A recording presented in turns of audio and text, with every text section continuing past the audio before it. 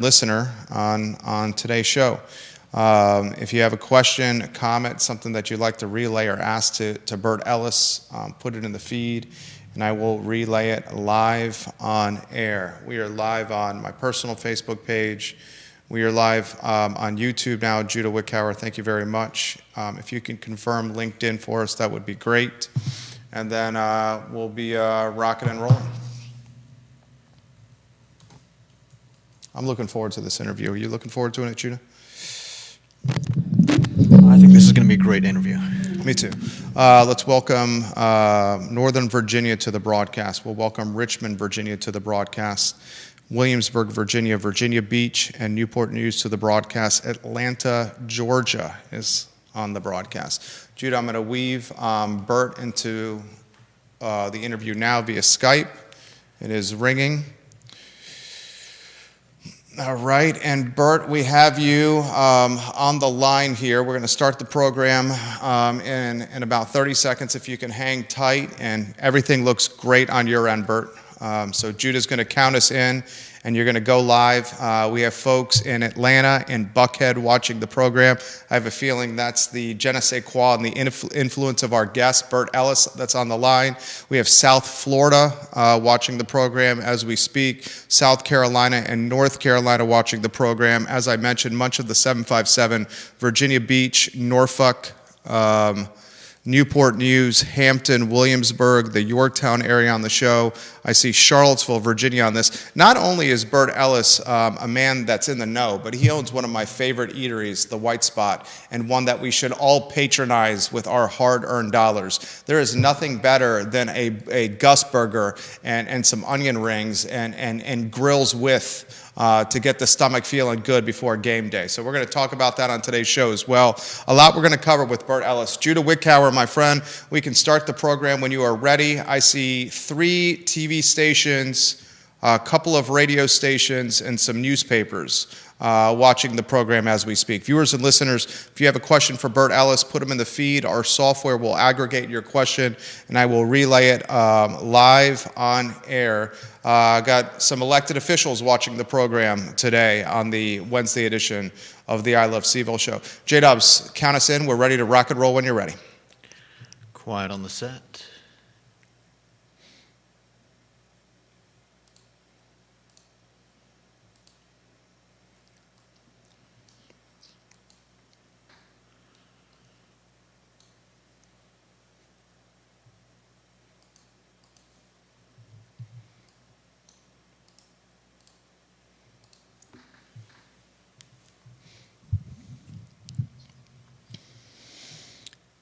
Good Wednesday afternoon, guys. I'm Jerry Miller, and thank you kindly for joining us on the I Love CVille show. It's an absolute pleasure to connect with you guys on a gorgeous and glorious afternoon in downtown Charlottesville. We are less than 2 miles away from the Rotunda, from the John Paul Jones Arena, from the lawn, from Scott Stadium, and from the grounds that Thomas Jefferson built, the University of Virginia.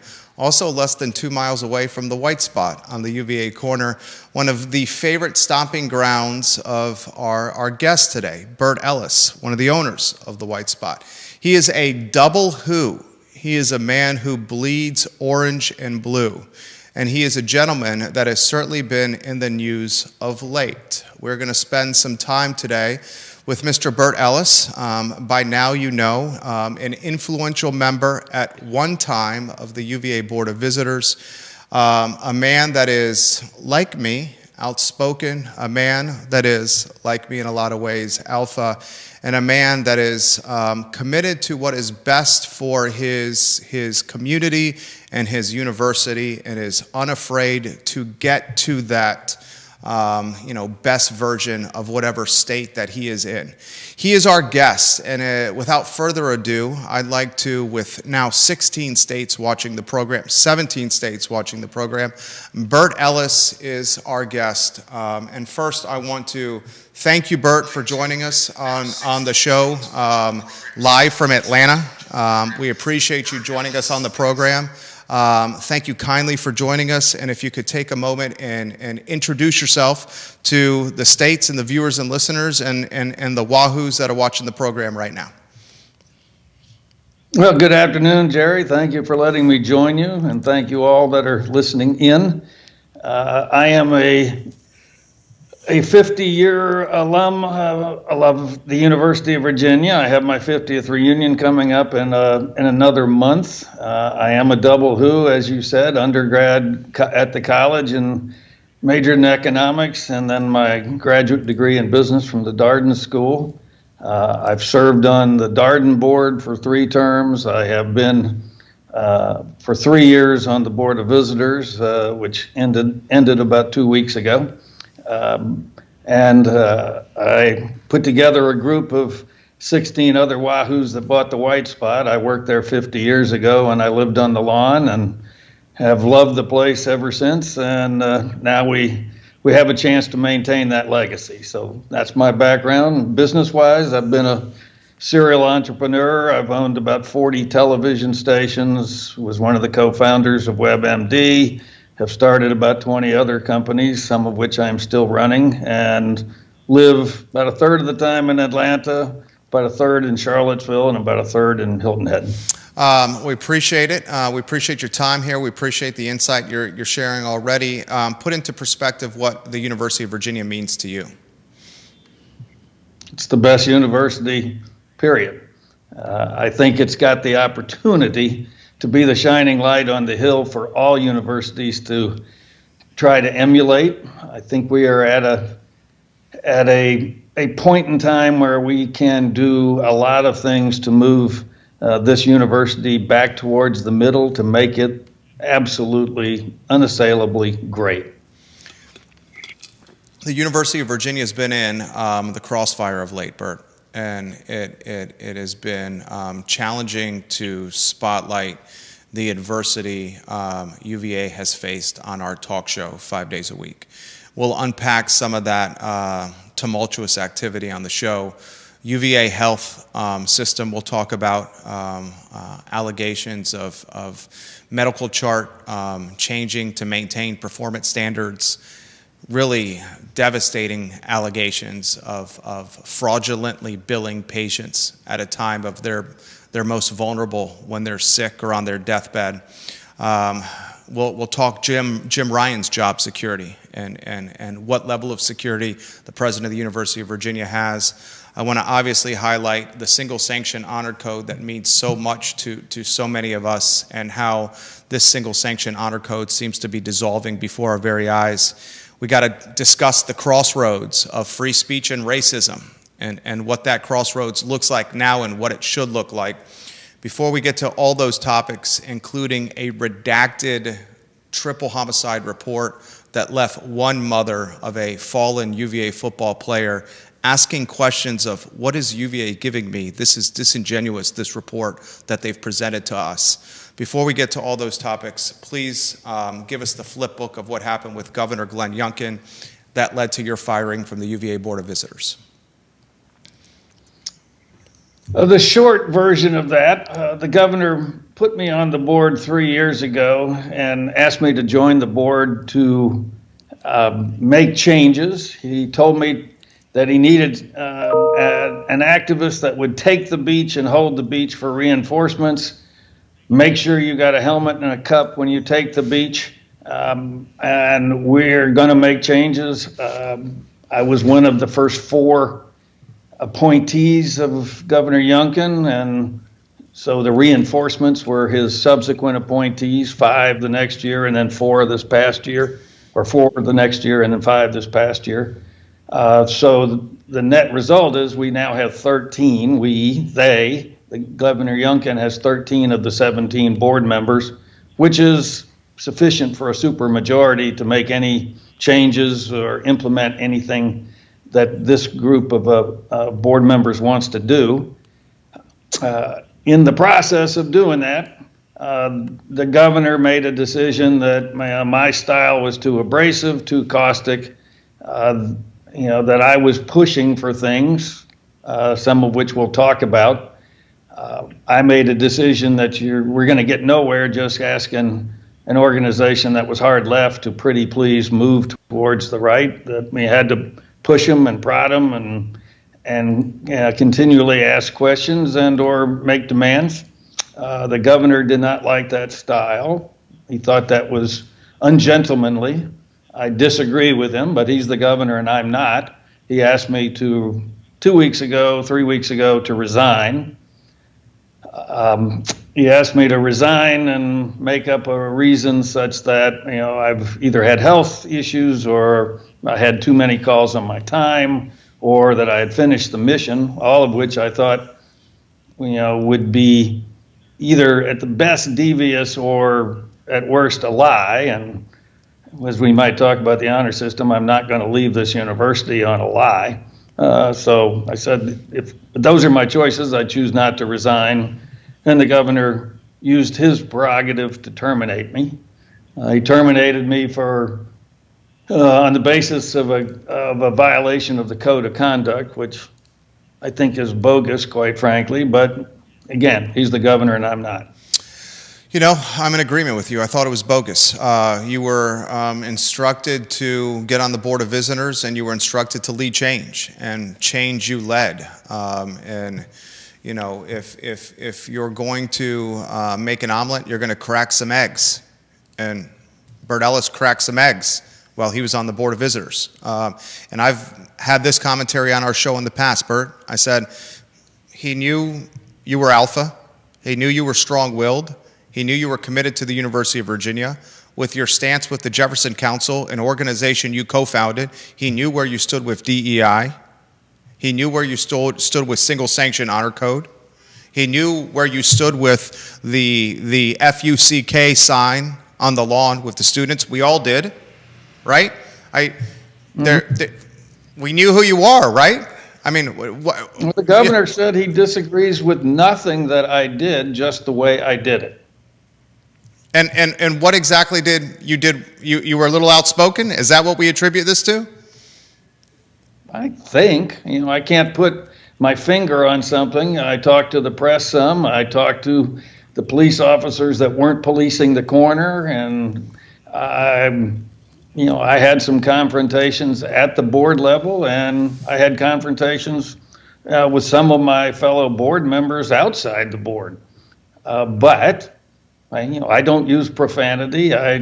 I don't confront people in a public setting. If I have an issue with you, I'm going to take you, either into a side room or close the door. I'm not going to embarrass somebody in public, so I don't do that.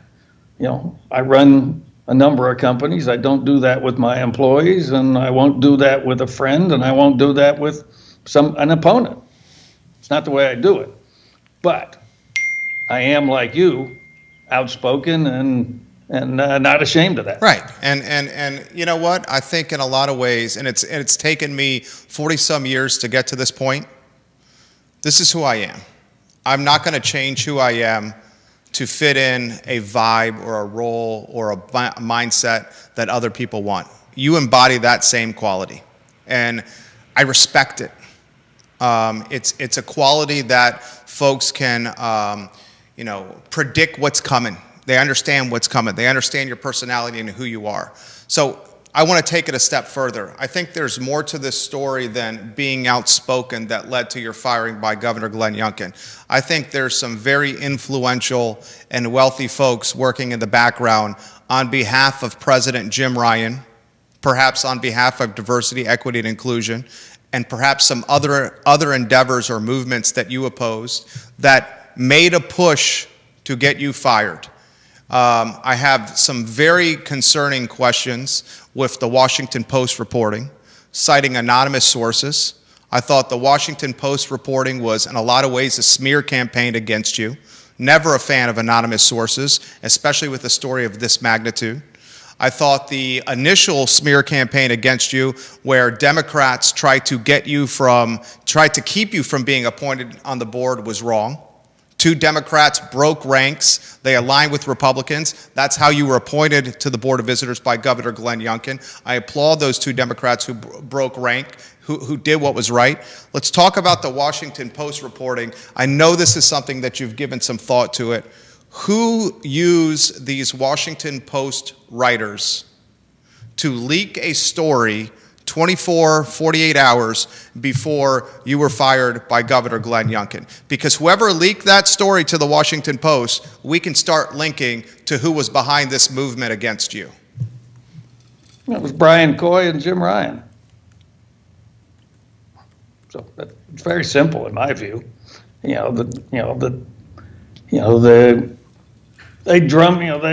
They dredged up the video of me confronting the police officers on the corner that weren't walking the beat, that the university had promised after, the series of gun episodes. I guess it was 2 years ago.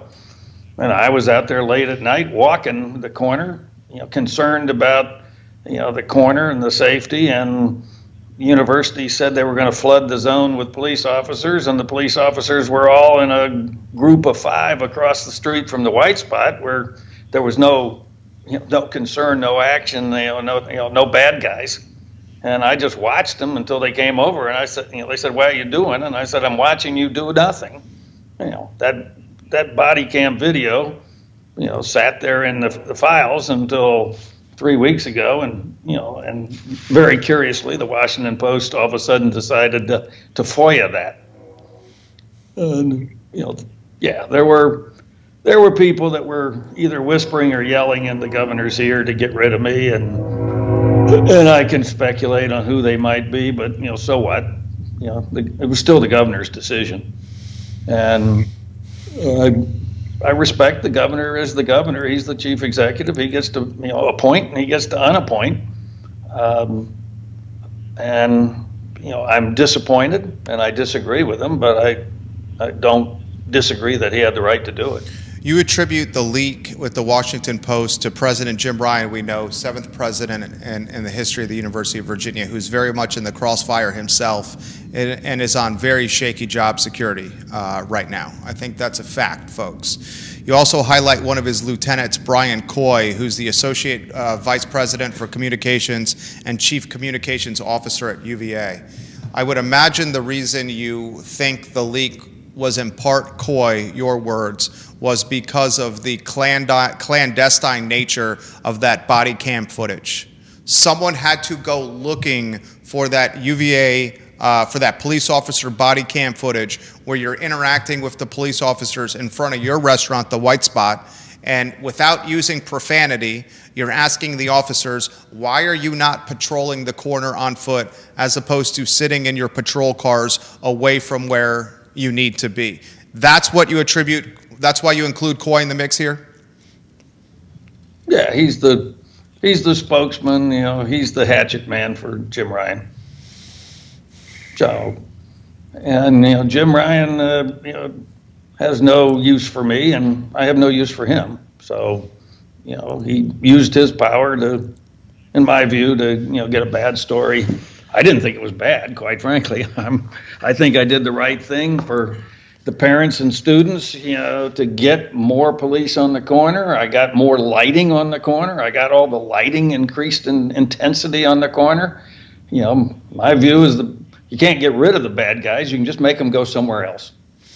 So if you have police and bright lights, they'll go somewhere else, and the kids are safe. The old Rudy Giuliani mythology, fixing the broken glass windows on the storefronts in the street. If perception could lead to safety, and I'm with you there. And I agree with you that the Washington Post story was not necessarily bad, but it did make the governor in some ways look bad. It didn't make you look bad, but it made the governor in some ways look bad. In some ways, it could have forced the governor's hand into the next stage, and the next stage was the meeting in the office with you and the governor, a meeting that he called. Walk me through what happened there. The governor calling a meeting with you. Give us the behind the scenes and the dynamic of that meeting. We had a very, very pleasant, 1 hour meeting, maybe 50 minutes. And we talked about the university, the direction of the university, the things that we're concerned about the university, and we had, a violent agreement, if you will, on what we think things that have to change and are changing. the governor made a point of pointing out to me that he has his Jefferson Council hat on his agenda. And, very proud of the Jefferson Council and what we stand for and where we're going. But he said, but I think your style is not consistent with my style. He talking about his style. And I said it may not be, but, that's not what you, if you will, hired me to be, and I'm, I came to your attention through one of your former, I guess, advisors, Jeff Rowe, who had read my viral letters that I wrote after the FKUVA sign, and then in the process of forming the Jefferson Council, and those were things that apparently appealed to the governor then, and again, he agrees with what I stand for and what I was doing. Just I was the word he used several times was caustic, and I argued that we'll get nowhere asking the other side to pretty please modify your behavior. Well, in particular, since he used an analogy that that he asked me to take the beach and wait for reinforcements, but he says you have taken the beach, and we no longer need the Marines on the beach. It's time for the Army.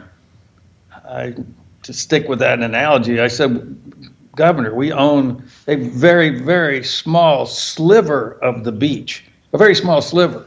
It is time to go take the whole island. And you still need the Marines for that. And you still need some lieutenant that's going to pop his head up out of the foxhole and say, let's go. I was trying to be that lieutenant for you. Yeah, you were trying to be the agent of change. You were trying to be the agent of change on behalf of Governor Glenn Youngkin, and that's what he asked you to do when he appointed you to the Board of Visitors. I find this entire saga curious, and it's almost a soap opera. And if anything, Bert, I think it makes the governor look bad. I don't think it makes you look bad. I think it makes you look like, and I've offered this commentary. I think it makes it kind of look like the governor used you in some ways, because once diversity, equity, inclusion got put into the limelight, and then once diversity, equity, inclusion got that 30-day shot clock, which you guys put Jim Ryan on the 30-day shot clock, and you say you need to come back to the BOV and report how you're eviscerating or you're eradicating DEI from University of Virginia, and he's on the clock right now, then Glenn Youngkin starts going on all the national news networks, talking with all the talking heads and waving the proverbial flag saying, look what I did. I got DEI out at the University of Virginia. Then, shortly after he makes this national media tour, this happens with you. And from my standpoint, and I want you to, if you could please, sir, convince me otherwise, did he use you here? Do you feel used by the governor with this DEI? And if you were the agent of change, and once change was done, and we'll get to the level of change, because I think we're both in agreement, DEI is still front and center at the University of Virginia. But do you feel used at all by the governor? In a very positive way. I mean, I offered to be used. I mean, that's what I signed up, to be used as an agent of change. And so I helped, I pushed and I helped. And I probably, exacerbated my issue with the governor when he went on Laura Ingraham and said DEI is dead at UVA. And Laura asked him, are you sure it's dead? He said it's dead at UVA. And that very next week, I was up in Charlottesville and doing my, rounds and all, and online and physically, and the DEI master website at UVA was still up. I mean, all the people were still up. They were still teaching new DEI courses the next day. And, I sent some emails to Jim Ryan and his team, what gives? We passed a unanimous resolution to terminate DEI, not think about it, to terminate it. We want this thing ripped out at the roots. So, I was outspoken again, but that's what we did. And it was a unanimous vote, which was a very, very tough thing to get. And one of the things I did on the board on behalf of the Yunkinites, as I call us, was to be the whip, to get the votes. To get anything done at the board, you are penalized by a combination of FOIA rules and public meeting rules, and then the fact that the board is still run by the last four holdouts, Northam appointees, which are not us. And they want to keep the university hard left. And they control the agendas, for the board meetings or special meetings, unless you do special meetings and put your own agenda. So to get, something else done where you can't, talk as a group except at a board meeting, and then the board meeting's agenda is preset by people that don't want to talk about what the Yunkinites want to talk about, you have to organize that one phone call at a time to do that. And I took the time to help my colleagues do that. And, so some of the colleagues, that I talked to get them to come around, I had some forceful conversations. Some of them didn't like that. That's okay. I'm not everybody's cup of tea. That's no doubt about it. I know what it's like. I know exactly what it's like. I'm the same way. And I have no problem with it, and I think you have no problem with it either. And frankly, that's what's made, helped us be successful in a lot of ways. If you're going to be an entrepreneur and a serial entrepreneur at that, you need to, shake some trees and you need to rattle some feathers. And that's just the nature of the game. You mentioned the Northam holdovers. He's talking about the governor for folks that obviously are living under a rock here. The governor before Youngkin has got one in particular who's the rector, and Robert Hardy, who is, in a lot of ways, probably the most influential member of the board. He's the rector. He's helping set the agenda. He obviously has the ear of Jim Ryan. He made an extremely sizable donation to UVA athletics with the football facility. This is a very powerful and influential individual who watches and listens to the show. Talk to us about what happened with Robert Hardy and the interaction you had as it pertains to anti-Semitism on the University of Virginia. It was I would call it an argument that happened on the record at a Board of Visitors meeting, and it's a level of dynamic that I don't think we have seen in a very long time at the BOV, certainly not in the digital social media age where a 2 or 3 minute video clip can go viral. And before you answer that question, I want to highlight the fact that what you did there was completely right. Because if anti-Semitism is happening at the University of Virginia, the public deserves to know on the record in public capacity how its leaders are going to manage anti-Semitism with 18, 19, 20, 21, and 22-year-old students. Children, our kids. If my kids were going through that, I would want to know what the Robert Hardys and the Burt Ellises and the Jim Ryans of the world were doing to keep our kids safe. So give us the flip book of the Robert Hardy argument that happened on the record and everything else that the public may or may not know. Well, the board meetings are completely orchestrated by the rector. The Board of Visitors over the past 10 years has switched from being a governing organization to a facilitating organization that basically serves at the president's whim and does his calling. And Robert is of that school. So a board meeting is set up, the whole agenda, and we, the board, get a 500-page board book about 5 days before the meeting starts. And then the course of those 2 days of board meetings, which is really about 12 hours of meetings, every one of those 500 pages is presented on a screen, and, the 17 of us, plus a room full of other people, have to listen to and go through 500 pages of PowerPoint.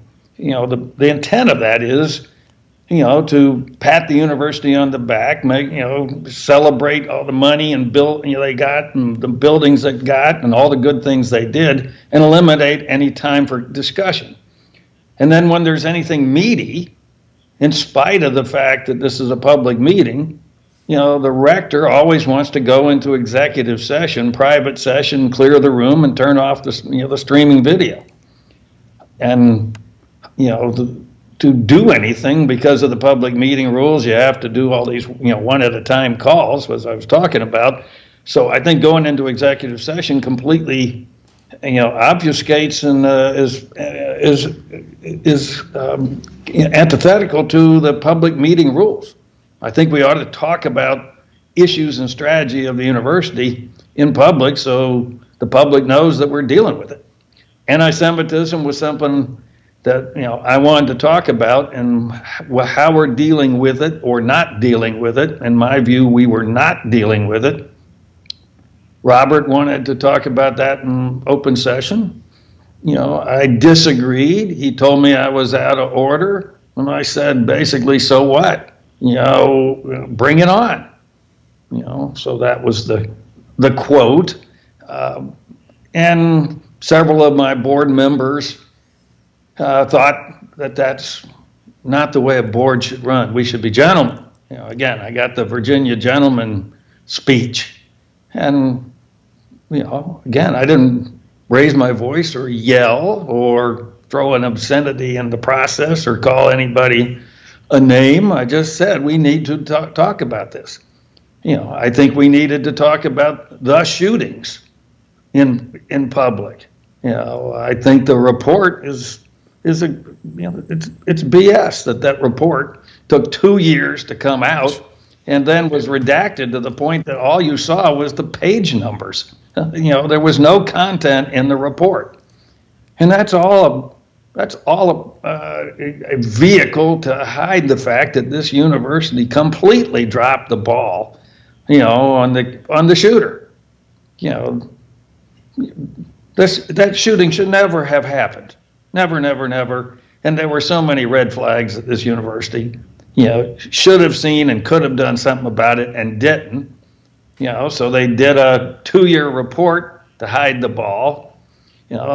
Settled out with the families as they should have, and then redacted the hell out of the report and turned that out and said, okay, we're done, move on, and did it all in executive session. I think that's wrong. There was other things we've done in executive session that I think we should have done in the public. The public should have known we had done our homework, we were addressing a problem, and we were going to make a fix. The public may not like the fix we proposed or we voted on, but the public should have seen the discussion. I agree. Deshaun Perry's mother, one of the football players who was murdered, she was quoted in local media. The report that I received, her words, these are her words, the report that I received, I could not forward the report to any family member via email. I could not print the report for my own safekeeping. And everything that I read, I learned more in Jim Hingley's courtroom in Albemarle County in the legal proceedings than I did from this investigative report. And then she closes, and it breaks my heart as a parent of 2 boys. Breaks my heart here. She closes by saying, I just want to know what happened to my son the day he was murdered. And that's heartbreaking. I am totally sympathetic. Why is the University of Virginia that concerned with legal exposure, legal fallout, and having to pay out a bag of money that it's not going to be communicative to the parents of murdered children on grounds? I mean, is that what this is completely about, to diminish and to minimize as much legal exposure as possible? Of course, there's always that factor in the discussion. This university's got plenty of money, and they can afford to pay out for major FUBARs that they did, or that were caused, by the university's operations. We have, the university's got a number of other lawsuits. that are going to be very material expenses to the university, and they're not being discussed in public. And some of the, you don't need to discuss everything in public and how you're going to defend a lawsuit, but this was more than just a lawsuit. Yeah, this is a triple murder on grounds. I want to put a pin in this for now and to segue to the next investigation that is extremely mainstream, and that's the University of Virginia health system. I see a boatload of physicians that are watching the program now, and this UVA health system, I've called it alleged white-collar racketeering, where rank and file, but in this circumstance, rank and file employees are legitimately doctors and physicians. 128 of them anonymously have alleged or claimed that the University of Virginia health system, which is the financial driver of the University of Virginia, an outfit that does billions of dollars a year, billions with a B, and top-line gross revenues through medical collections.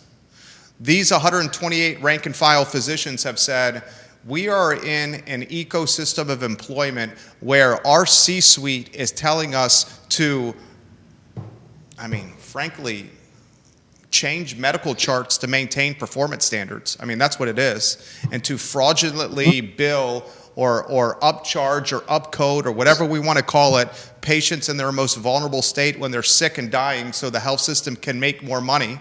And we're threatened that if we don't do these things, maintain performance standards, and fraudulently bill our patients, that we may not get promotions, we may get demotions, and we could be in the crossfire of Craig Kent's C-suite.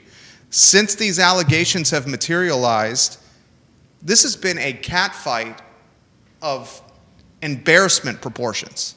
Mm-hmm. We got a letter that came out yesterday from UVA Faculty Senate, from the top physicians in their field, sent to us as well. It's a he said, she said that you would see in a high school cafeteria, certainly not in one of the most acclaimed and accredited hospital systems in the country. I want to start open-ended, Bert, and get your perspective on the UVA health system fallout and what the heck is going on right here.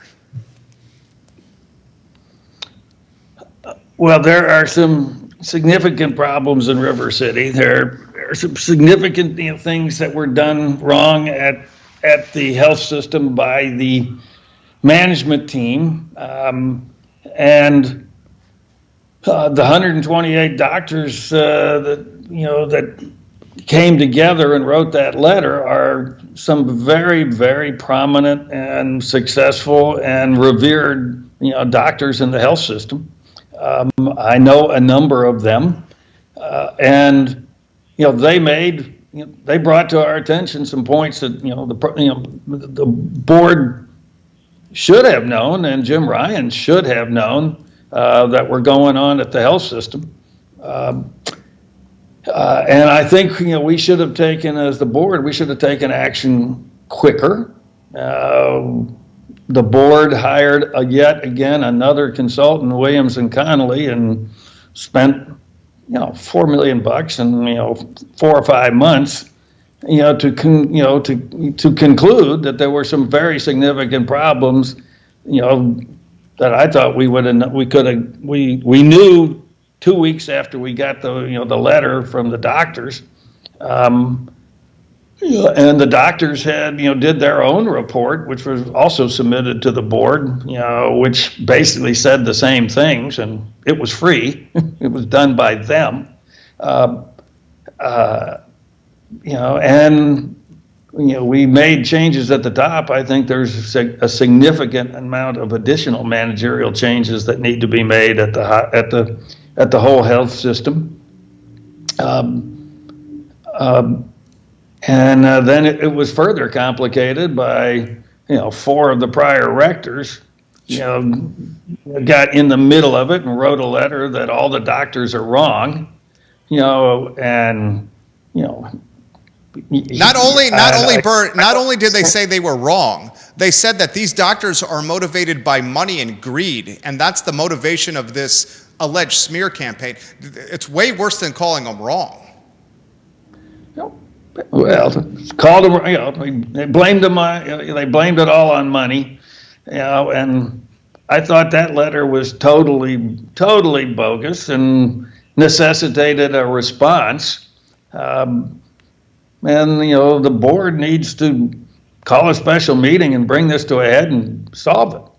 Now, all this stuff festered under Jim Ryan's watch, and Craig Kent, was asked to resign and did for the issues that surfaced in both of the third party reports.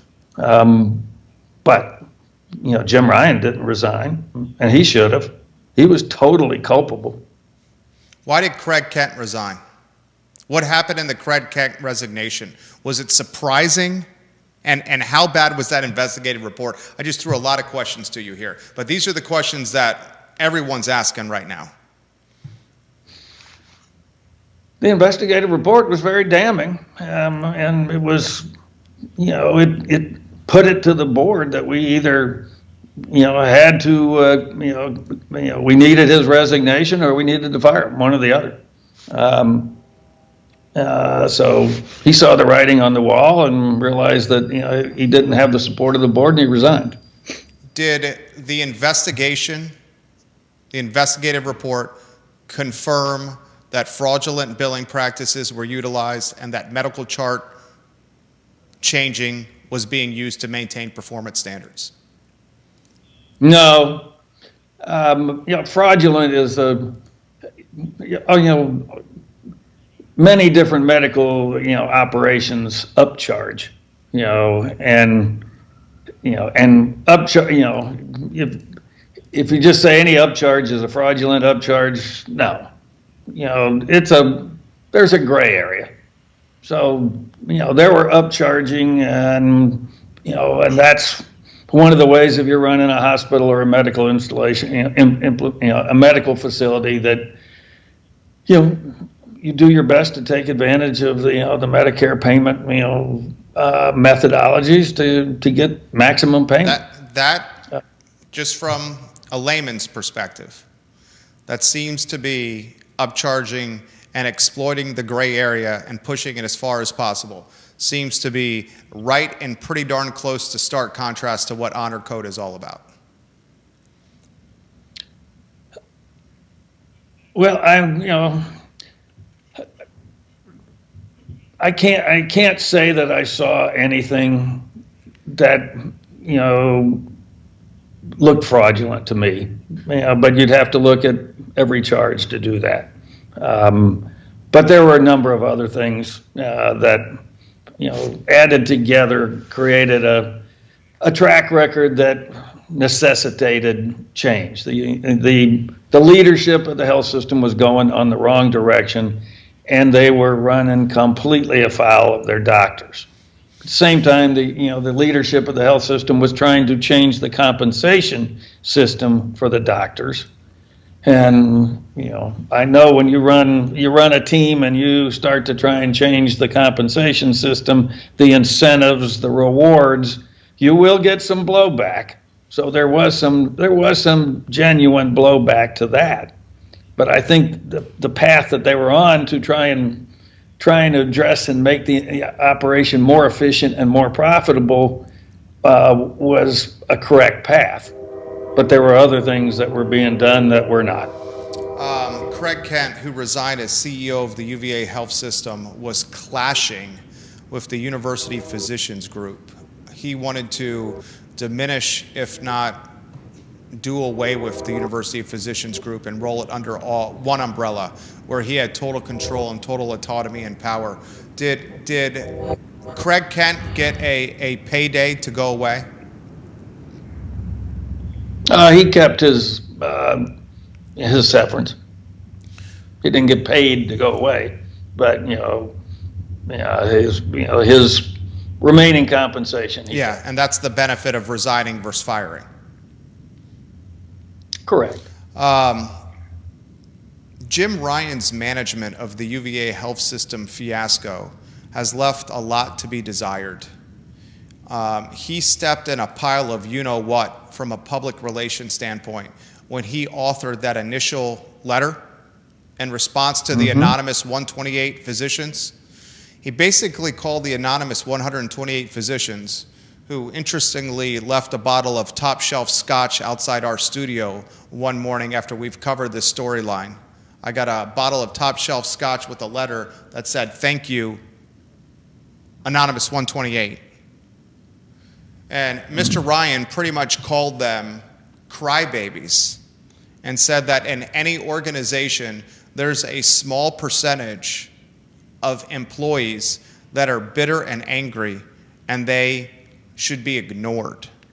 This really rankled the anonymous 128 and got them to dig even deeper their heels in their fight into the proverbial ground.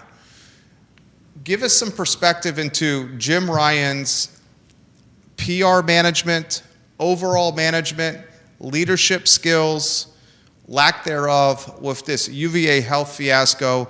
And I think it is a natural segue into the pro-Palestine pepper spraying protests when the Virginia State Police was militarized and pepper sprayed students. I think it's a natural segue into how he's managed this redacted triple homicide under his watch. I mean, there's a number of points of concern here. The Ziana Bryant, Water Street, where a student, is it Morgan Bettinger, that was scarlet lettered by Ziana Bryant, who in shocking capacity is running for Charlottesville City School Board right now. She's going to be if she wins, has the opportunity to manage a significant portion of the city of Charlottesville's budget and to determine the educational ecosystem for the next generation of public school students in the city of Charlottesville. That leaves me jaw on the table, flabbergasted. Talk to us about all these. Look, when it's one situation, it's fool me once, shame on you. Fool me twice, shame on me. Here, when it comes to Ryan, there is a cacophony of comedic errors from a management standpoint. It's very simple, in my view, Jerry, that this university, can be moved to the right, not to turn this into Hillsdale or something like that, but moved from a hard left woke university, to to center left, if you will, a much more tolerant university, a university with much more divergence of opinion and thought and hiring, and course offerings at all, but only if you change the leadership. Jim Ryan's got to go. He's worn out his welcome. This board, the Youngkinites, want to move the university towards the middle. Jim Ryan wants to steer the university hard left. You can't make the boat go right if the captain on the helm is steering it to the left. It is time to change. If you do change this, you can make so many other changes, that would solve the other issues we were just talking about. The provost job is open right now, and there is a great opportunity for the board to put a moderate, in as the provost. I don't think there are any conservative provosts out there to hire, but, and there is a very, very good candidate on, at the university to put in the provost. I'm very, very happy that Vermont, plucked, Ian out, and opened that position. But the two positions are the ones that the board needs to change, and the board has the votes to do it. One of the things I was trying to do, with my fellow board members, was to, make enough changes, that would drive Jim Ryan nuts, so that he would resign and open up that position. But now we have the board has the votes. It only takes 12 votes to, to terminate the president. And there's 13. And I think about half the board members are ready to do it right now. The other half are either on the fence or don't want to do it, don't want the blowback, really like Jim Ryan, blah, blah, blah. But if the governor says, you're my 13, it's time, do it. And it'll happen.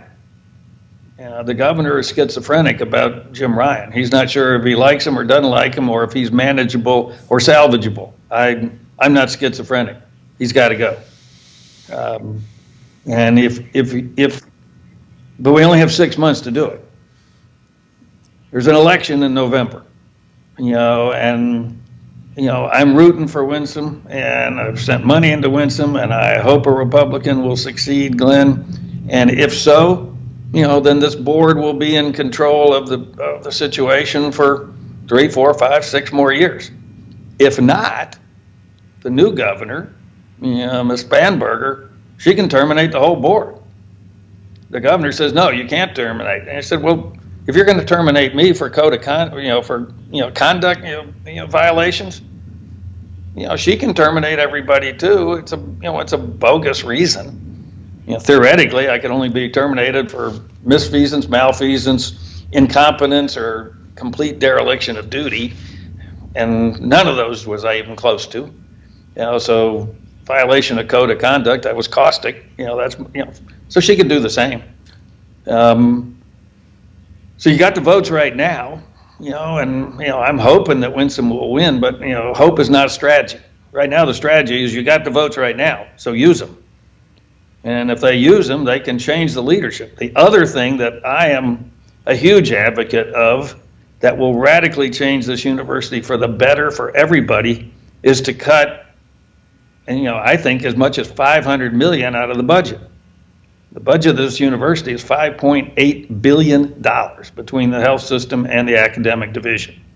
About 60% of that, the health division. If you cut $500 million, which is 10%, of the budget, and there's no businessman or woman that I know that could not take their company and take 20% of the costs out of that company without hitting bone. You can't do it every single year, but if you haven't ever done it, you can easily do it. This is only 10%. If you cut $500 million out of the budget of this university, in the process, you're going to cut a lot of duplicative services that we don't need to do, a lot of administrative bloat, a lot of insane, programs that we provide, some of which got started for one reason or another, but never ended, as the case is with most government and academia.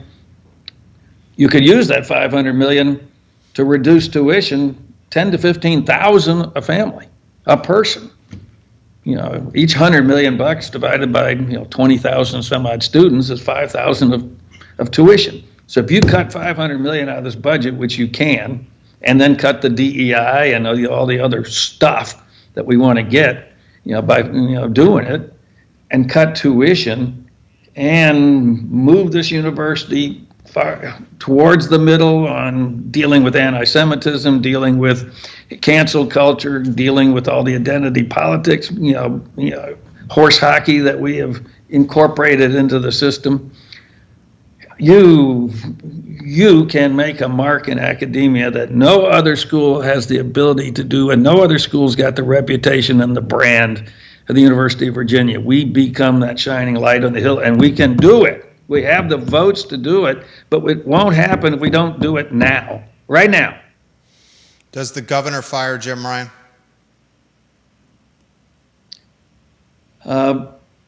It's in his power, and if he does do it, all those changes can happen, and if he doesn't do it, no changes will happen. Jim Ryan is he is running his own version of the Four Corners.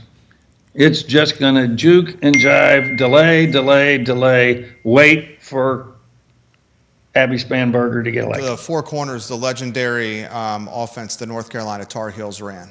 For those that are unsure of Dean Smith's playbook, you're a man with your business success that has vision and is able to see forward, and because of that vision, you hedge risk with business decision making. I'll try a different version of this question here. as a man who's got a lot of vision, Burt Ellis, does your instinct say that the final exit for Governor Youngkin out of the mansion in Richmond is a pink slip for Jim Ryan? I'm betting on it, so yes. Okay.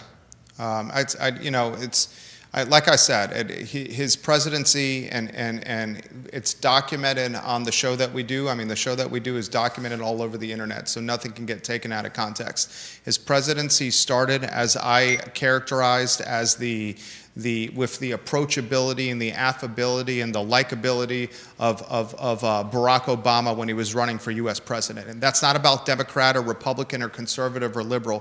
Barack Obama, you have to give it to the former president, with his tie is half-mast and his sleeves is rolled up and his all-shucks type of personality, the most likable guy ever. Jim Ryan started the same way, as he was running around grounds and encouraging students and community members to follow him. He started these community organizations, these work groups where he was asking community members to say, how can UVA make this community a better place? And then during COVID, he was perched at his desk in his president's office and saying, follow me, we'll get through this pandemic together. And I'm like, this guy's fantastic. And then over the last 36 months, the last 24 to 36 months, I've seen blunder after blunder after blunder. And each blunder, has the man ever said, I'm sorry? Has he ever said, I've done this wrong, that I made a mistake here? It seems like all the blunders and the mistakes and the leadership errors have been convoluted or clouded or hidden through redacted reports or through these, like, the proverbial cloak and dagger. And it's that hidden nature of responding to issue that I have a problem with. And frankly speaking, my dad's a 72 graduate of UVA. My brother went to UVA. I went to UVA. Would want nothing more than our boys to go to University of Virginia. We live in Ivy. We live 10 minutes. It would make my wife's whole world to keep her boys close to her. Bert, I do not even recognize the University of Virginia anymore. This is not the University of Virginia that we attended. It's certainly not the one that my dad attended. I do not recognize this school anymore. And I hate to say this, it falls on the feet of the president. That's what the honor system, which you opened with, the honor system is dead, right now, effectively dead. I am the eternal optimist that think it can be rejuvenated. But if it's going to be rejuvenated, it is going to take an entirely, concerted effort from every aspect of this university. And our last two presidents have basically, ignored it and let it disintegrate. And I've lived my whole life based on my experience with the honor system from 50 years ago, as your dad had and other of my contemporaries. I've lived my whole life on the basis of I trust you until you prove that I can't, as opposed to the other way around. I lived in a community of honor that we policed. And that was a distinction that made the University of Virginia great. There were very few places that could match our honor system, mostly the military academies, few other schools, but we were the premier, and we just let that completely go away. And then in the process, we let our university guides get taken over by a bunch of numbnuts that they think the whole process of giving a tour is to trash the university.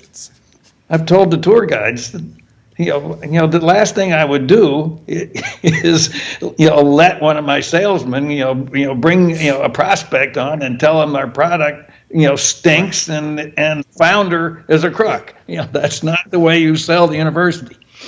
And it's not true. Yeah, amen, brother. I mean, the viewers and listeners, if you're not following that storyline, the university guide service, a guide service led by students, was choosing on their own accord to interpret the brand image of the University of Virginia and interpret its history based on what they were feeling that day, or based on what the team was determining the commentary should be. So when prospective students, your moms, your dads, little Johnnies and little Susies, decide to visit the University of Virginia for freshman or sophomore year of high school to determine whether they wanted to go there, these guides were telling the mommies and the daddies and the little Johnnies and the little Susies, the University of Virginia, its founder, Thomas Jefferson, he was raping slaves, and these buildings were built by under the watch of slaves, or with it was just not a representation of what the University of Virginia was trying to convey today to prospective students. And the interpretation, or the ability to offer commentary on a whim was concerning, and it was being reported and nothing was being done about it. And it was just, like he said, why would you allow a salesman for your organization to trash the organization and then put the rate card in front of the client and say, will you sign on the bottom line? I mean, it just absolutely makes no sense. Yeah, and the university administration and the board knew none of this. The fact that I spend 10 days a month in Charlottesville to give myself time to really know what's happening at the university. And I went on 11, university guide tours, and just showed up, didn't wear I'm a board member badge, or, and just listened. And, then made mental notes and wrote them down. And I made Jim and his team take some of the tours. And I made our former rector take the tours and said, wow, these are really bad. Yeah, they're really, really, really bad. But it's not just those. The RAs, our resident advisors. I mean, that whole program has gotten completely perverted by the woke nonsense.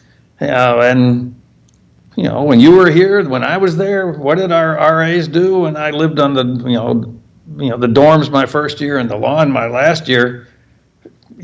They helped us figure out where the bathroom was, and if you needed a riser for your bed, so you go. They told you where to go get it, where the best place to get towels were.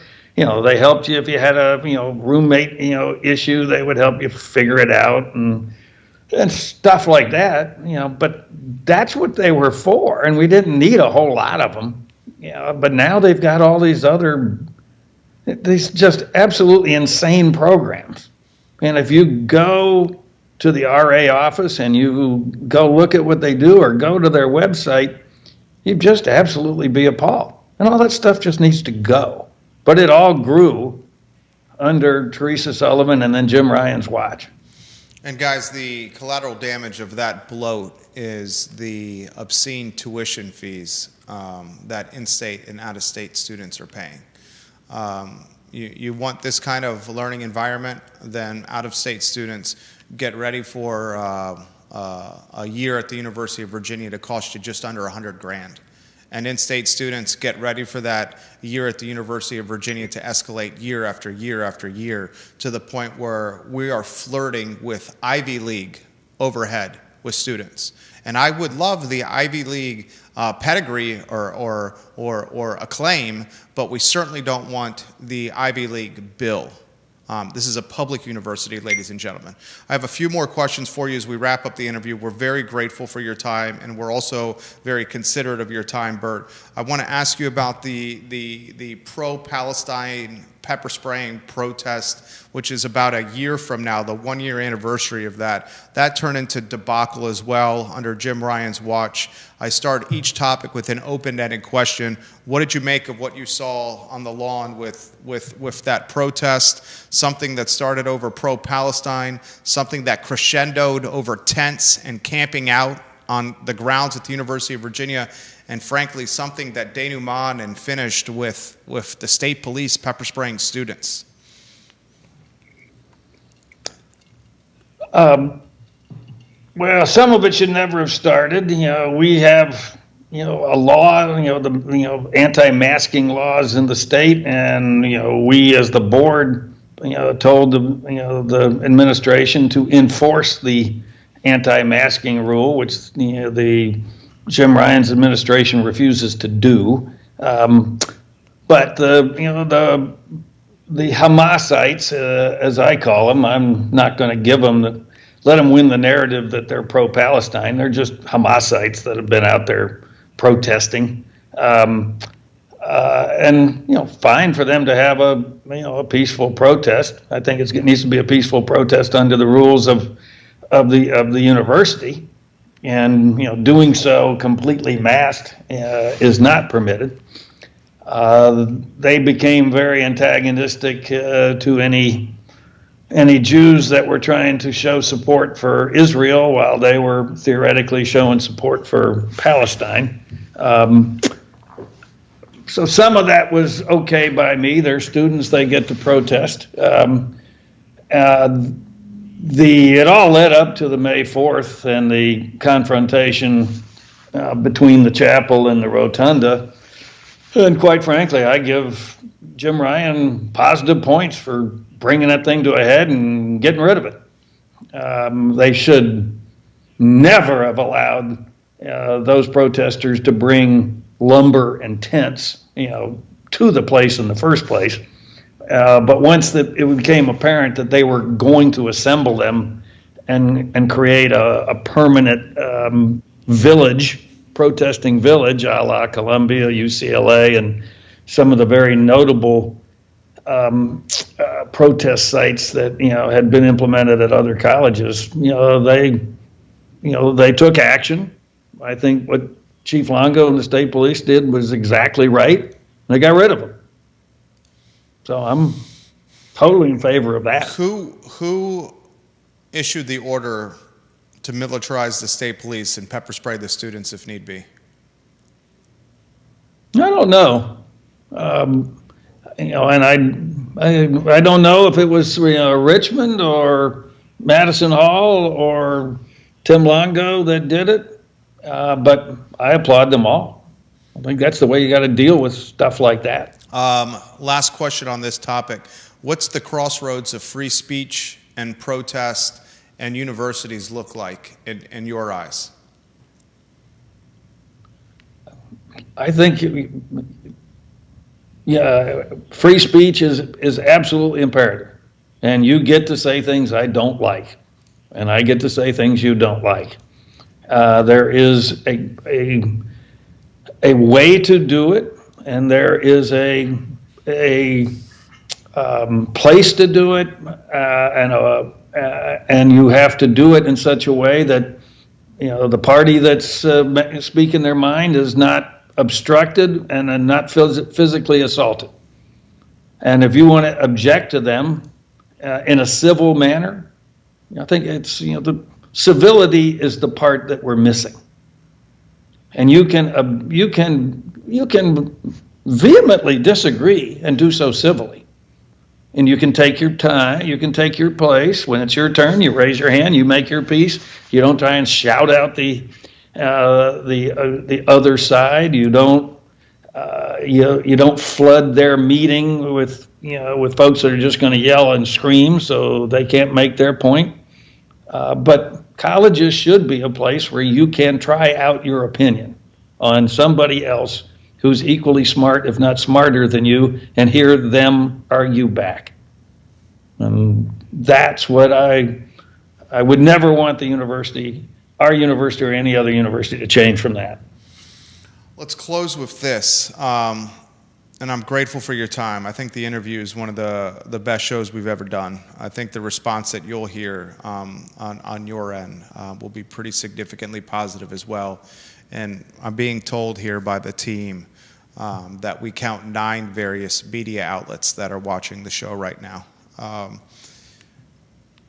Bert Ellis, the man here, what has he learned about this entire process? And then second part of the question, any aspects of this entire process, this entire novella, any aspects do you regret personally? Well, I regret I don't get to finish the mission. But if the mission is finished by my former colleagues, I'm right there rooting him on. My replacement, Ken Cuccinella, I am wishing him the best. I'm sort of puzzled, that, the governor's appointment, because he did not put a wallflower on the board to replace me. I think it's great. I think he'll do a fantastic job, and I'm rooting for him. I'm rooting for my other 12 colleagues, and I'll be rooting for the 4 more that the governor gets to appoint. I will be pushing them from the cheap seats, not on the front row anymore, but I'll be pushing them from the cheap seats to move fast. You got 6 months. I appreciate your time, Bert Ellis. Thank you. I look forward to continuing the line of communication with you. You've given us an hour and change of your time. The commentary was compelling and authentic. And I think that is you in a lot of ways. Authentic to the T and authentic. Thank you, Bert Ellis, for your perspective today. You have a good afternoon, sir.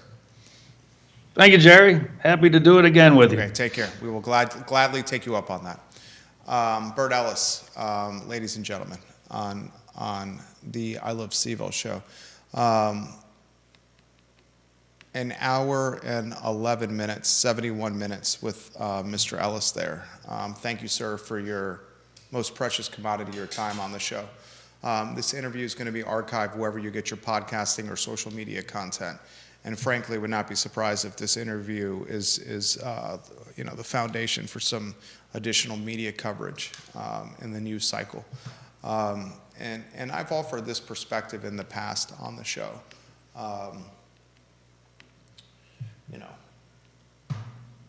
Could some things have been done differently by Mr. Ellis? Of course. There's like 25 things that I could have done differently today alone by lunchtime while I was eating my lunch. I was thinking about it. Man, I could have done these things differently. We all could have done things differently. Hindsight, that's why we call it 2020.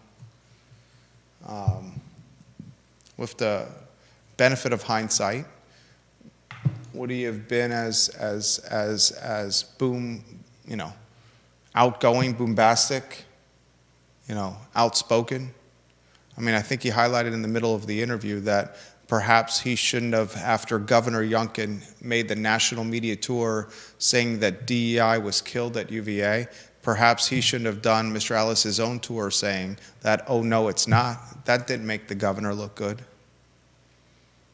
And that Washington Post news story that cited anonymous sources, and Mr. Ellis thinks those anonymous sources, he directly said it was Jim Ryan, and the vice president of communications at UVA called him out by name.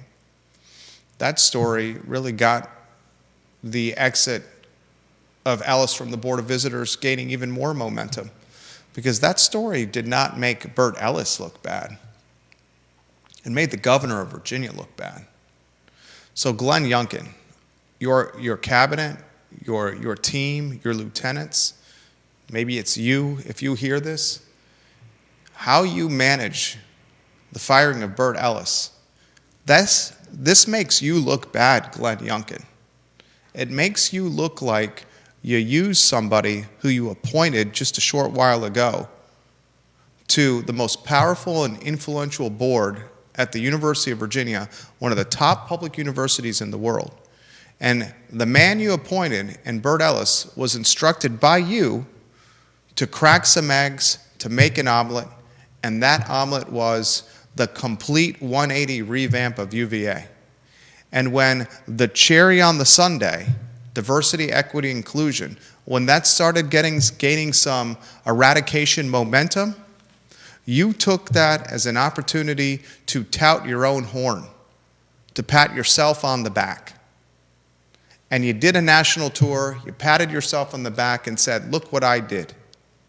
And then after you got your flowers from national media, you then kicked your lieutenant, the one that got you there, to the curb, as if it was Tuesday morning in Ivy, Virginia, and trash pickup was going on at the Miller House. And that's wrong, Governor Glenn Youngkin.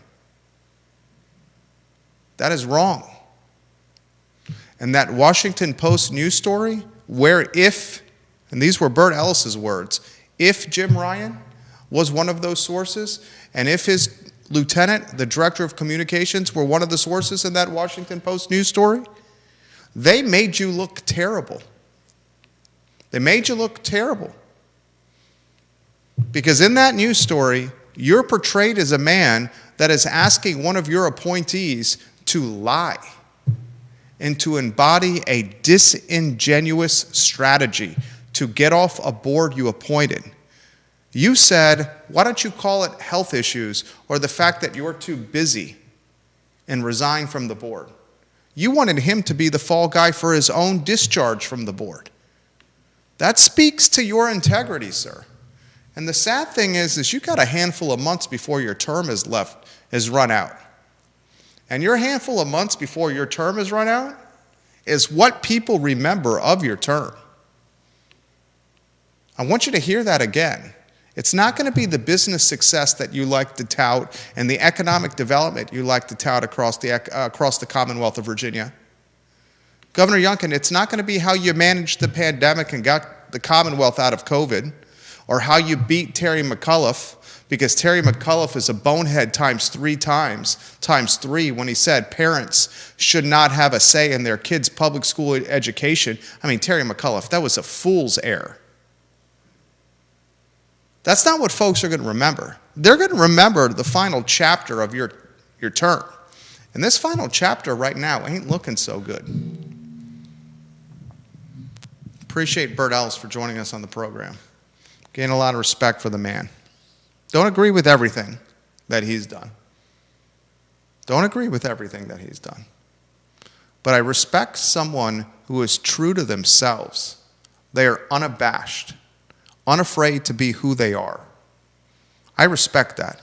It takes a lot of courage to wake up every day and to be so confident in yourself that you look in the mirror and say, this is who I am, like me or dislike me. This is who I am. And when you can embody that mindset, you're not thinking about keeping up with the Joneses and what other people are thinking of you in life. It offers a level of superpower that allows you to do other things because you're not distracted from priorities. Judah Wickower is behind the camera. He made this interview possible. The show and the network. He deserves a lot of credit for what's happening here. Judah Wickower. For Bert Ellis, my name is Jerry Miller, and it's the Wednesday, April 9th edition of the I Love CVille show.